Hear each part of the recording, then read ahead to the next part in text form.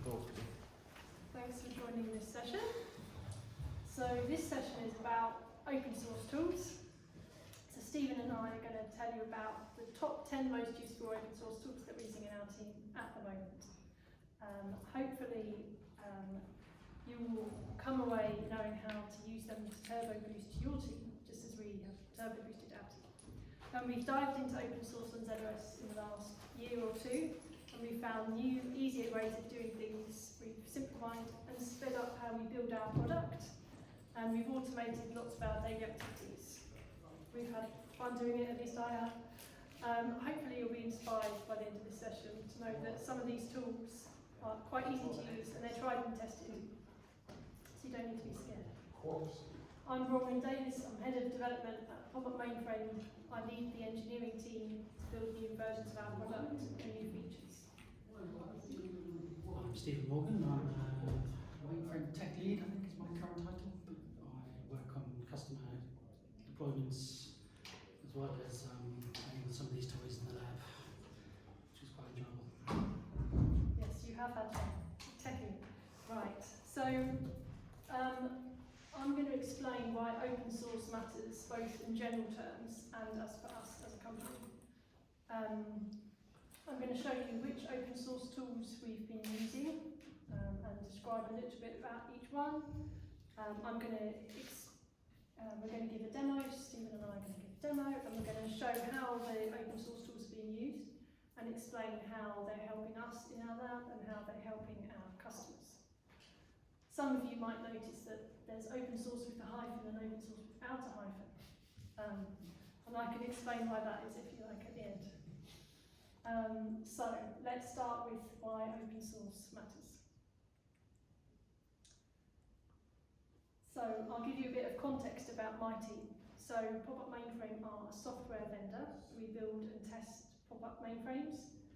We were founded in 2021, so we're still quite young.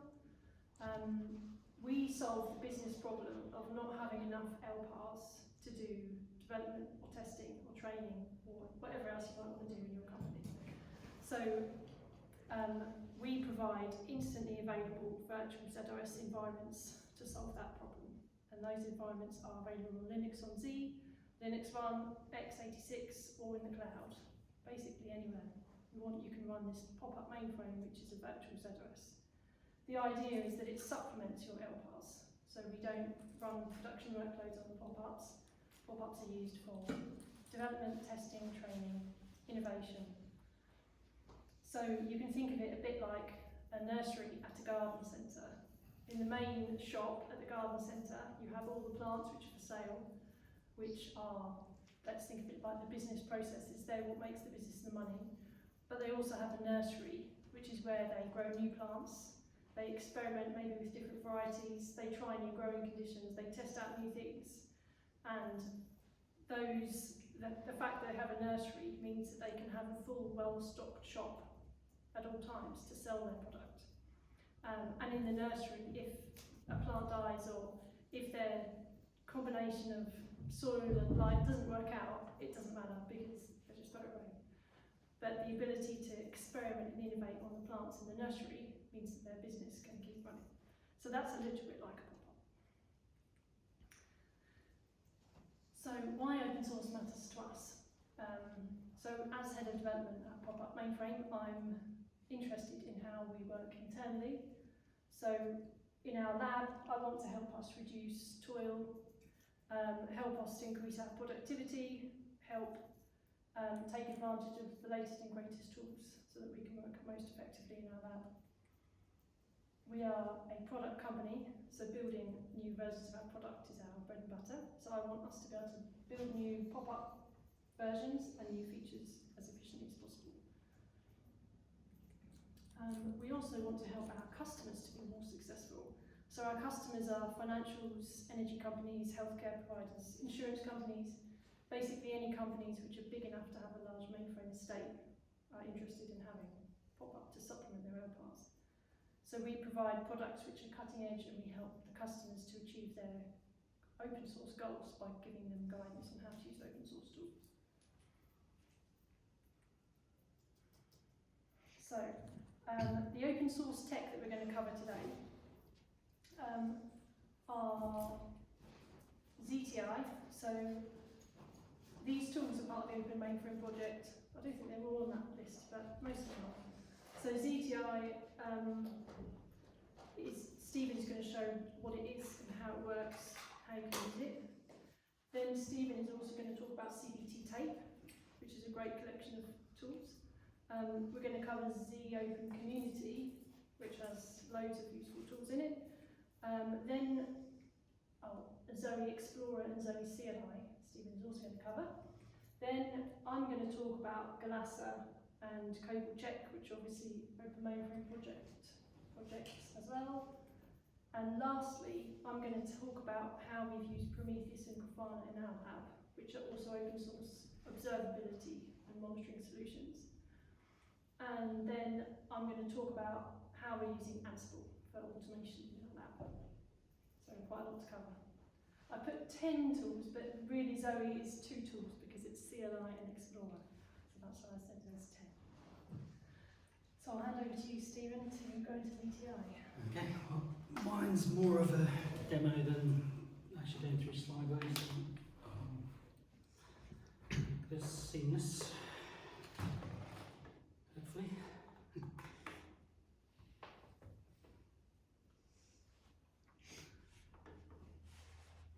Hopefully it'll catch up. Right, okay, let's try and make that a little bigger. So the first tool I'm going to talk about is ZTI, which probably hasn't got a lot of recognition. A lot of people know much about it. It's a Z terminal interface. I'm just going to log into our lab, hopefully, Wi-Fi permitting.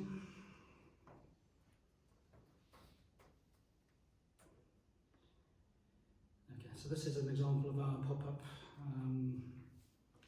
We ship ZTI, which is the Z terminal interface with all of our pop-ups. We have customers that do proof of concepts of our software and then don't realise that they need a PCOM or a way to access the mainframe, but ZTI is there for them to do that. So you can basically get a session without running PCOM or ZX3270, which may or may not need a license or software to be able to run.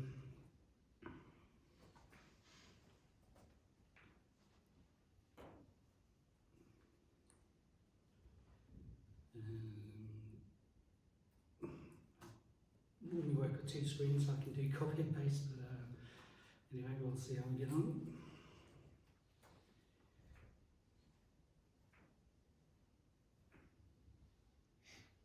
Okay, so there we go. That's just bringing up an emulator, and I think my Wi-Fi must not be working great because it's just come out, but anyway.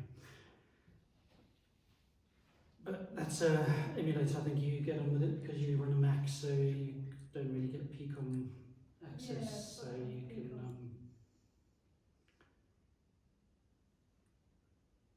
get into a terminal session quite easily.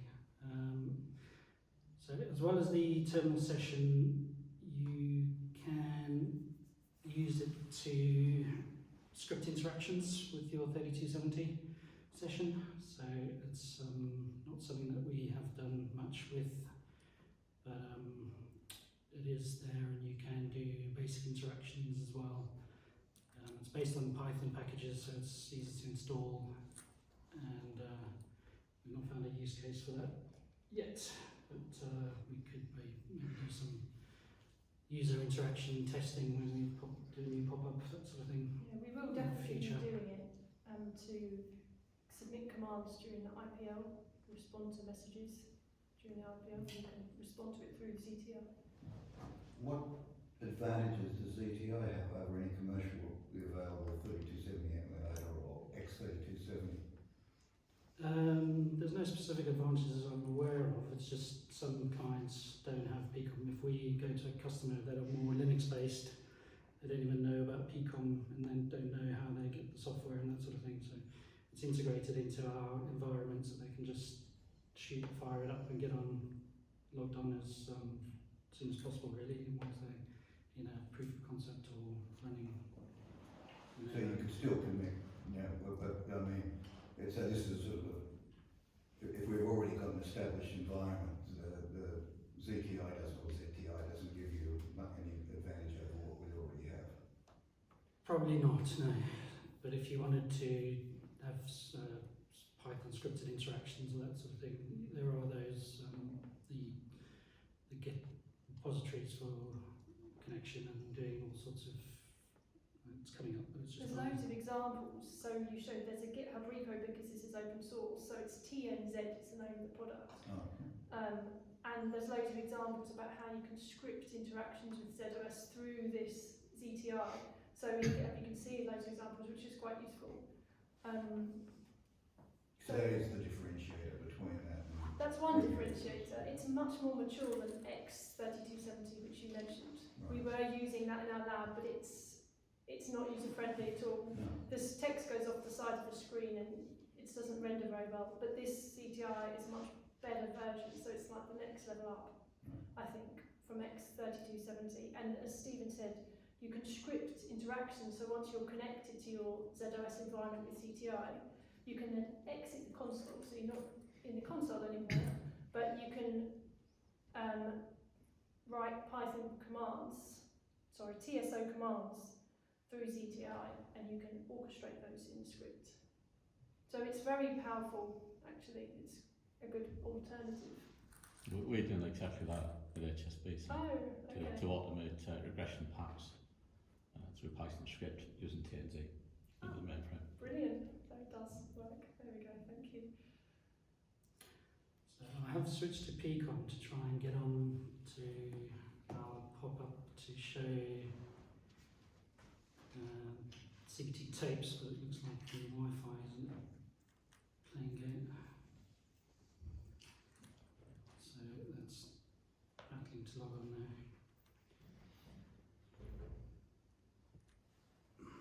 Let's try that.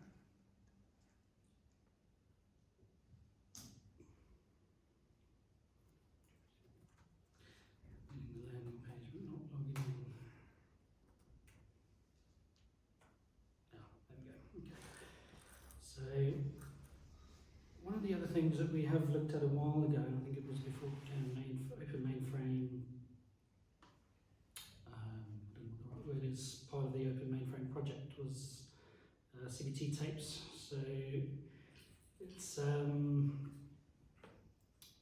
basically one of the original open source for mainframe before open source was kind of a thing where the Connecticut Bank and Trust shared with the community various ways of best practice for mainframe, various things that and knowledge that they've built up over the years.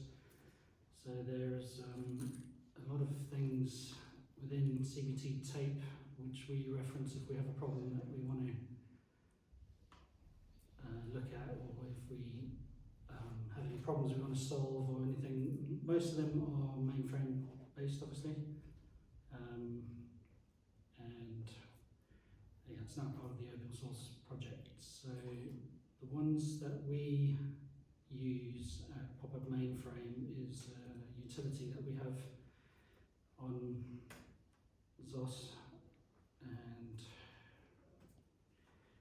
basically it gives you a complete rundown of what you have on your system. So we have developers in India that are not from a mainframe background, that know COBOL and programming and that sort of thing. Because we're a small team, we overlap quite a lot. So if you asked somebody, oh, when did we IPL ZOS, for example, and they don't have the skills to run individual commands, they can find a lot of information through show ZOS. So obviously this is telling us the operating system we ran,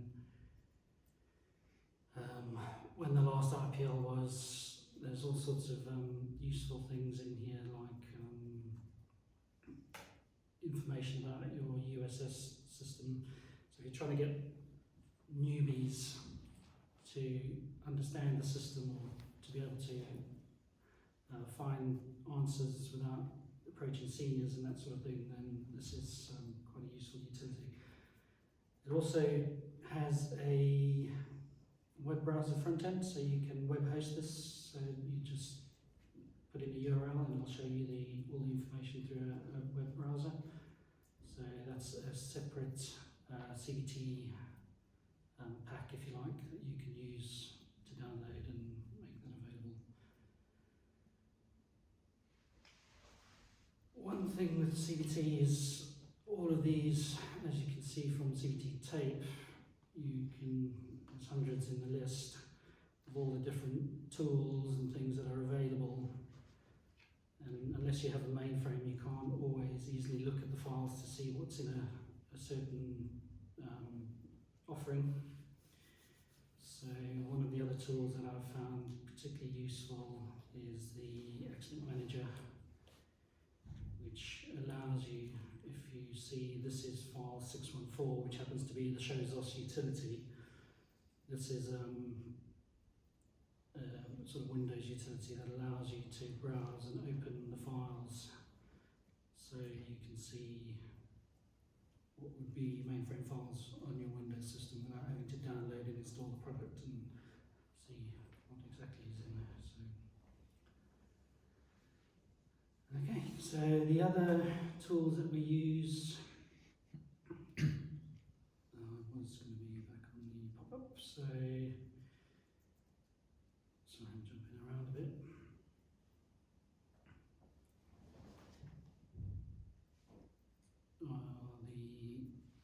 The Open Enterprise Foundation tools. So, Git, obviously most people will be using Git.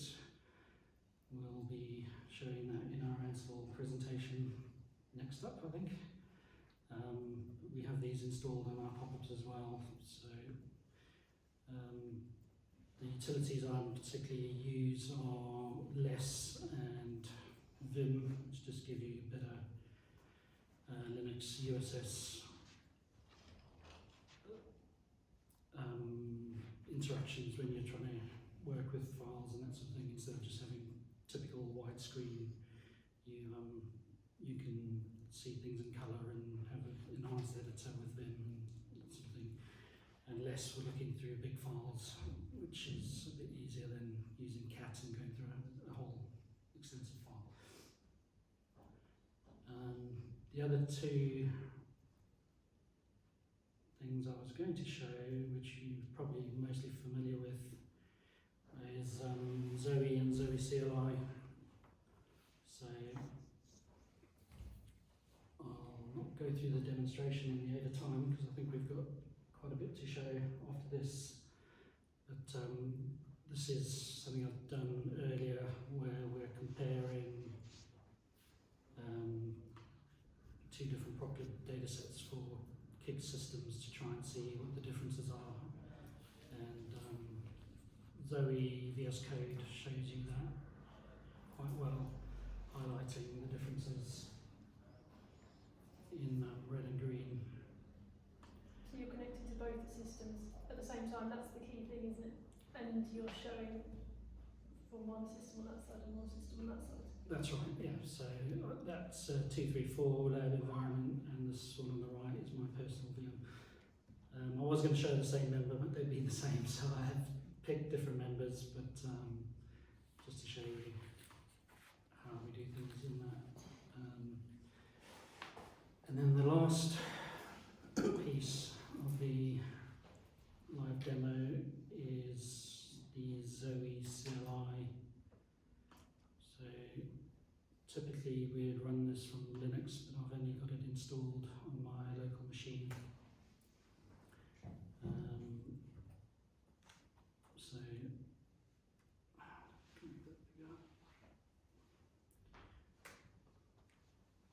the help is very intuitive, it's very well written, and you can, anything you want to do, you can progressively go down the tree and look at things. So if you wanted to look at ZOS datasets and you don't really know what you're doing, you can do Zoe DS for datasets -H, and it'll give you more specific, tailored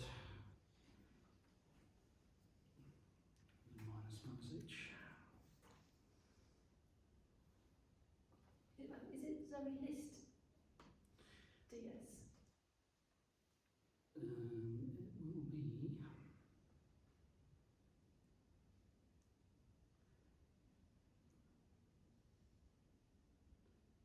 It should be there as files. Files should be the shortcut. So.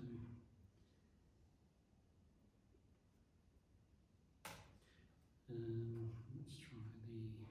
It should be files. Sorry, not DS. So that as you go down, you get more and more help, and you can do things like Zoe files.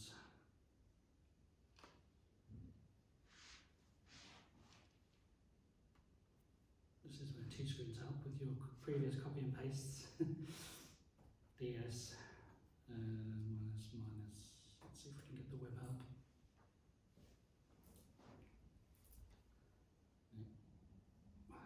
I'll revert to my notes.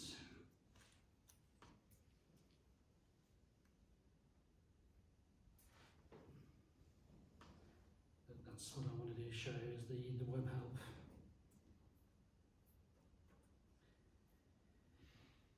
It's very useful because it brings up the web page in the browser. So as you're further down into what you're trying to do, you can see all the options for creating data sets, etc. And at the bottom you get examples which will give you a tailored example as to what exactly you are trying to do. So very useful and also good for scripting things if you like. So generally for the non-mainframers in the team, they may use this a bit more than I do, being an old timer. So they have the Zoe tools to be able to get around and see what they need to from the systems and see what they want to do. Thank you. Cable.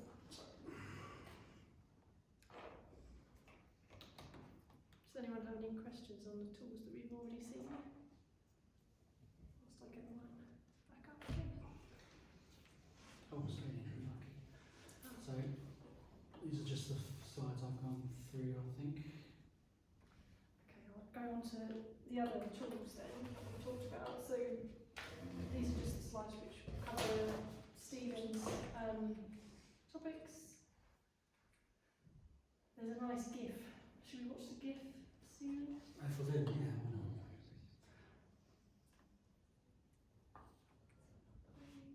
Oh, here we go. This is just showing the difference between using Vi and Vim. Vi, it doesn't show you any colours, so it's not, I mean, you can see it, but it's not so user-friendly.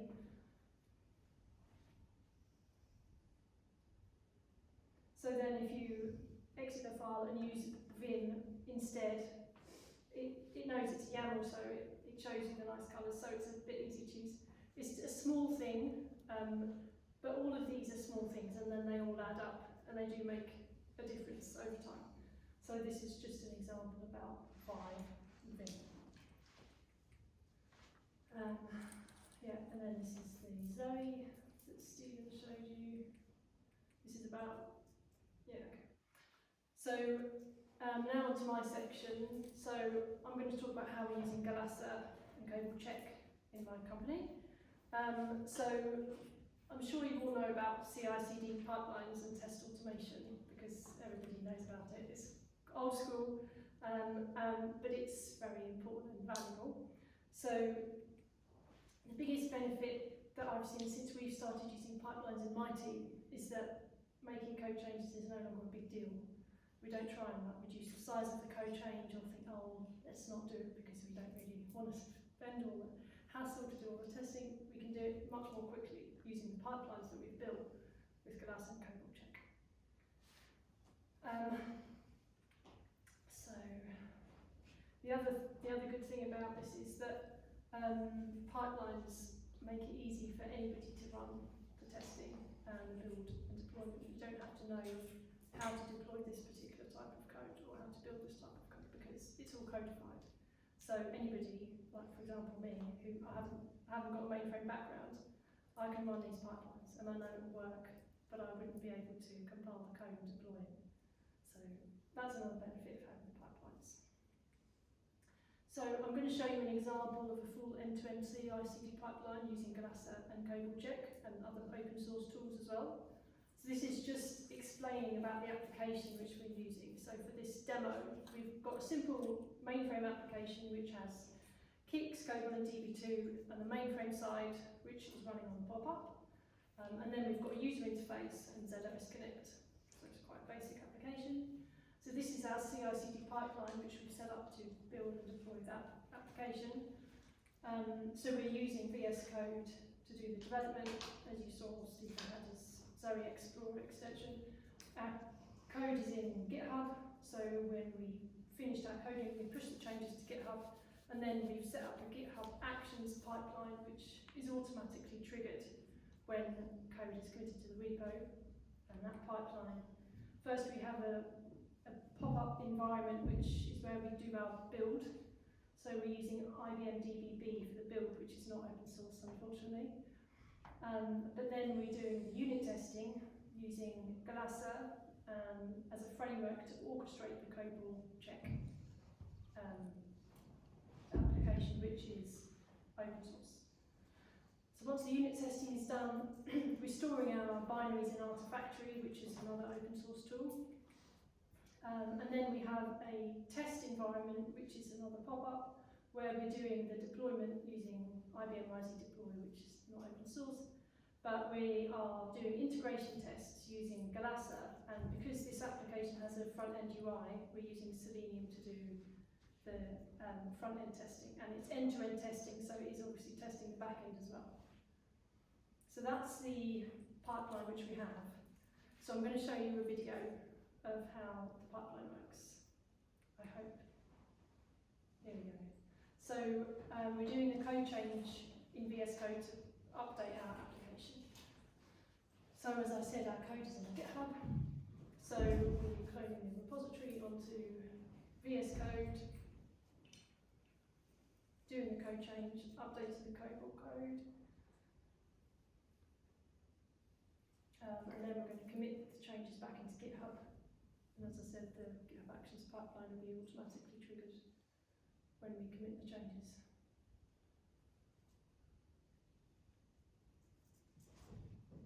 So this is GitHub Actions. So here you can see the different stages which are going to happen. So we're on the build stage. Well, the build stage is now done. So we're on the unit test stage, which is Galasa orchestrating COBOL Check. So this is a small report from the COBOL Check unit tests. Then once the unit tests have passed, it pushes the binaries into Artifactory. It's now doing the deployment with Rising Deploy. And finally, it's going to do the integration test, which, as I mentioned, is using Galasa and Selenium to do the UI testing. So it's quite a quick demo. But I hope you get the idea. So I just wanted to go into a bit more detail about how the Galasa COBOL Check bit works, because I think that might be most interesting as you're open source enthusiasts, I hope. So Galasa is an open source integration test framework for ZOS and distributed systems. That's one of its superpowers, is that it can orchestrate testing across different platforms and bring it all together, which is what you've seen it do here. COBOL Check is a lightweight unit testing framework for COBOL, and it uses test-driven development. So test-driven development means that you need to write the tests inside the source code and then recompile your code. So you have an artifact which has tests within it. So this is a high-level process of how COBOL Check and Galasa work together. So firstly, what you need to do is you need to write your COBOL Check tests in the COBOL code. And then you get a JCL to run those COBOL Check tests. You need to build your Galasa test project. And Galasa then connects to ZOS via ZOSMF.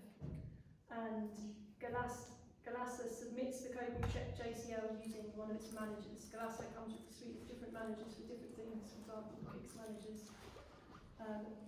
It uses the ZOS manager, which is like the basic manager which can submit JCLs. So Galasa submits the JCL using its ZOS manager, then it gets the results from that JCL run, and Galasa creates a report with the metrics. So Galasa is really just orchestrating this, but it can be part of a bigger thing. So as you saw, we can orchestrate the COBOL Check tests, and then it can orchestrate selenium tests, and then maybe some other type of tests. So it's quite powerful in that way. Right, there we go. So I wanted to move on next to observability. So as I said, we're using Prometheus and Grafana in our labs for observability and monitoring. They're both open source tools, not open mainframe project though. So I think most people understand the benefit of visibility and being able to see what's going on in your system. So I won't dwell on that too much. I'll just show you what it looks like for us and how we've built our solution. So we've built, at the bottom you can see an example of one of our dashboards.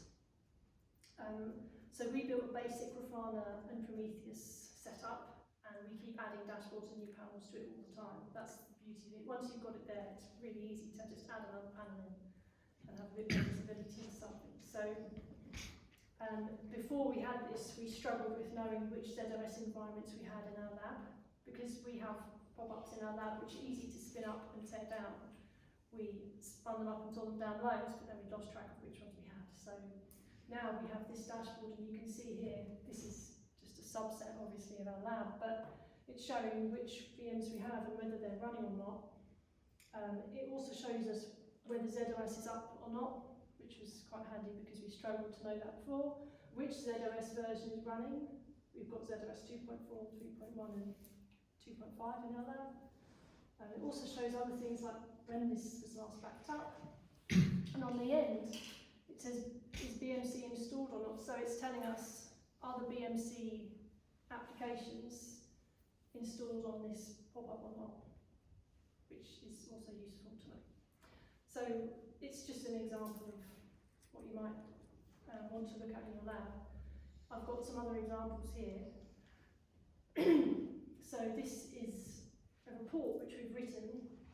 So the report is actually written in Ansible. So it's an Ansible playbook which runs on schedule to get this information, and then the information is visible in the dashboard. So this report is showing us which of our DASD volumes are used more than 60% for. So then we can take action on that if we want to.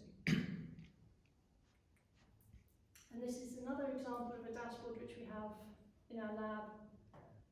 And this is showing how many licenses we're using. We provide proof of concept environments for our customers to do tests in our lab. So it's handy to know which of our customers are actually connecting to our lab, are they using our licenses or not. So this is a dashboard we built quite recently. So I'll explain how we've set up Prometheus and Grafana quickly. So on the right you can see we've got a virtual machine box which has Prometheus and Grafana installed. And then on the left, this is showing anywhere, any machine which you want to monitor. So on any machine which you want to monitor, you have to install Prometheus agent.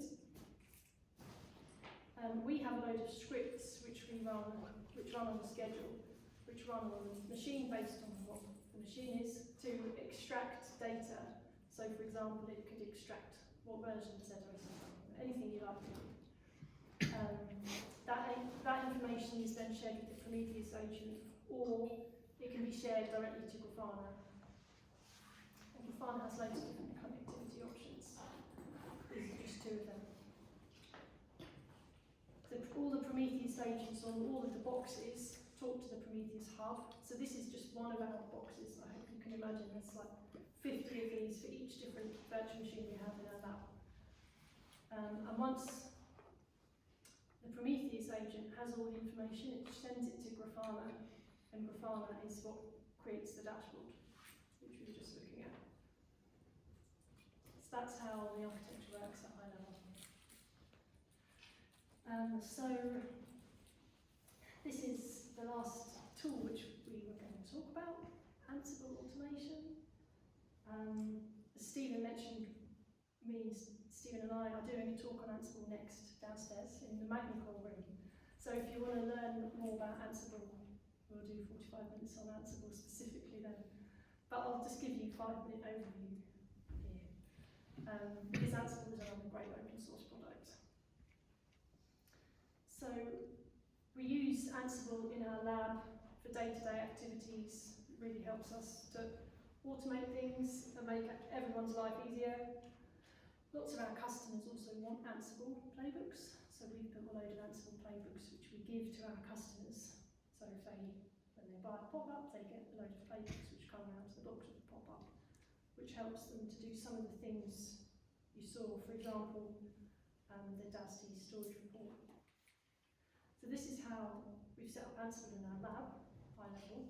So we have an Ansible control node, which is a virtual machine with Ansible installed. All of our playbooks, the source code is in GitHub.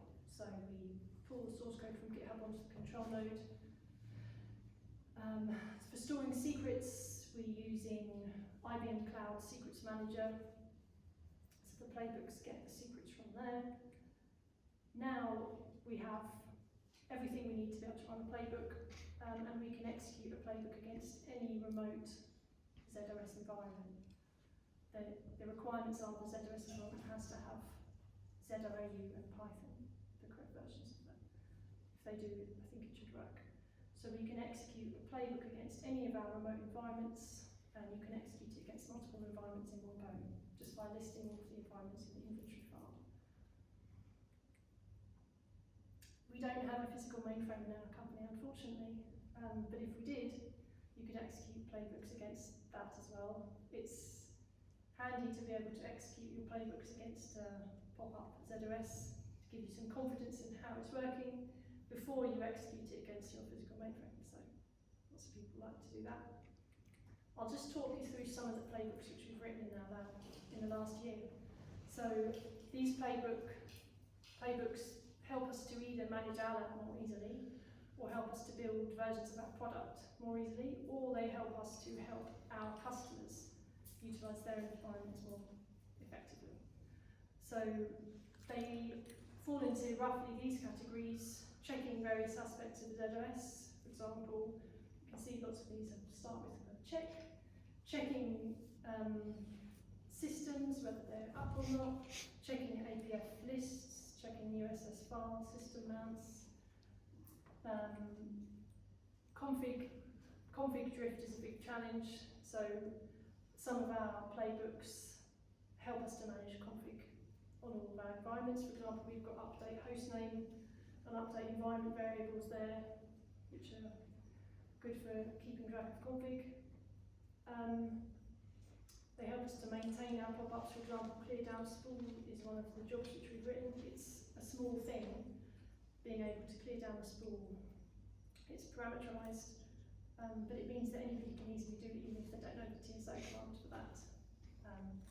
So that does help, and as I said, all of these small things add up to make it easier for people to manage their ZOS environments. We also have installing software. We've got one called Install Packs Edition, which is how we install ZOAU, install new versions of ZOAU on all of our environments. And user management, we create and delete users as well as playbooks on the ZOS as TSO users. So we're coming to the end of the session, just in time. So we've covered a lot of open source tools in this session. Hopefully you've been inspired by some of them and had some new ideas at least about how to use them. Where could open source help you and your team? Maybe there's a thought in your mind. I'm sure you're using lots of open source already, but I think there's hopefully something you've learned today. The open source community is vibrant and active, as you can tell by there. We're in this room today about open source. So you don't have to start from scratch. If you want to start using open source, there's lots of support out there, lots of information. Reach out. There's the Mainframe project. I think there's LinkedIn groups, there's podcasts, isn't there? There's blogs, there's Discord channel. There's lots out there to help you if you want to get started. started with open source or progressing your open source journey. One more thing, as all the tools come onto the PopUp Mainframe, take a POC of the PopUp Mainframe and everything's on there ready to go, so you can have a play. Well, that's the last point actually, Gary. Try open source risk free. So I stole the show, sorry.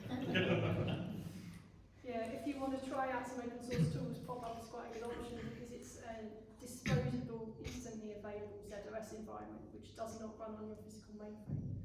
So, well, it can run on IFLs, but it doesn't take up your LPAS. So if you want to try something new, PopUp is a good option. So that's the end. We're running other sessions today. The PopUp Mainframe team are running other sessions, and as I said, this is the talk we're doing next, Stephen and I, about automation using Ansible. So if you want to come along to that, that'd be lovely. Does anyone have any questions?